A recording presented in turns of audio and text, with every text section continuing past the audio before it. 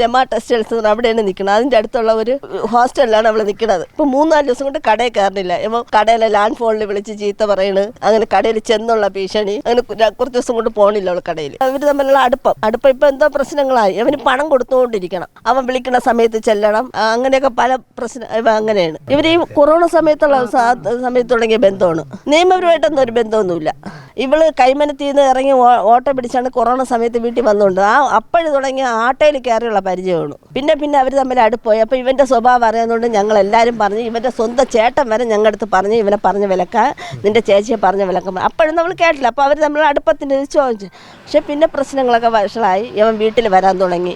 ഇന്നലെ ലാസ്റ്റ് അവൾ വിളിച്ച് പറഞ്ഞതെന്ന് വെച്ച് കഴിഞ്ഞാൽ, ഇവൻ കുറേ അവളെ അഴുക്ക പടങ്ങളൊക്കെ എടുത്തിട്ടുണ്ട്. അവർ തമ്മിൽ അടുപ്പമായിരുന്നു. ഉള്ള തുറന്ന് പറയാൻ ആ ഫോട്ടോ വെച്ചാണ് ഞാൻ ഭീഷണിപ്പെടുത്തിക്കൊണ്ടിരിക്കുന്നത്. അവളെ ചെന്നില്ലെങ്കിൽ പറയും, ഈ ഫോട്ടോ എല്ലാവരും കാണിക്കുമെന്ന് പറയും.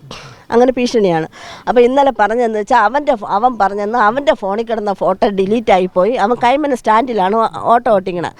ആ സ്റ്റാൻഡിൽ എല്ലാ ഓട്ടോറിക്ഷക്കാരുടെ കയ്യിലും എൻ്റെ നമ്പർ ഇവളെ ഫോട്ടോ ഉണ്ടെന്ന്. അപ്പോൾ എൻ്റെ അടുത്ത് പറഞ്ഞ്, നീ ഒരു കാര്യം, നീ അവിടെ പരിചയമുള്ള ആരെങ്കിലും വിളിച്ച് നീ ആ ആട്ടോക്കാരന്മാരിൽ ഫോട്ടോ ഉണ്ടെങ്കിൽ ഒന്ന് ഡിലീറ്റ് ചെയ്ത് കളയാൻ പറഞ്ഞു. ഞാൻ പറഞ്ഞു, അതൊന്നും വേണ്ട, നമുക്ക് പോലീസ് സ്റ്റേഷനിൽ ഒരു പരാതി കൊടുക്കുമ്പോഴത്തേക്ക് അവർ നോക്കിക്കോളും, നമുക്ക് ആട്ടോക്കാരന്മാരടുത്തൊന്നും ചോദിക്കേണ്ടെന്ന് പറഞ്ഞു. അങ്ങനെയൊക്കെ പറഞ്ഞ് സമാധാനപ്പെടുത്തി ഇരുത്തിയിരുന്നതാണ്.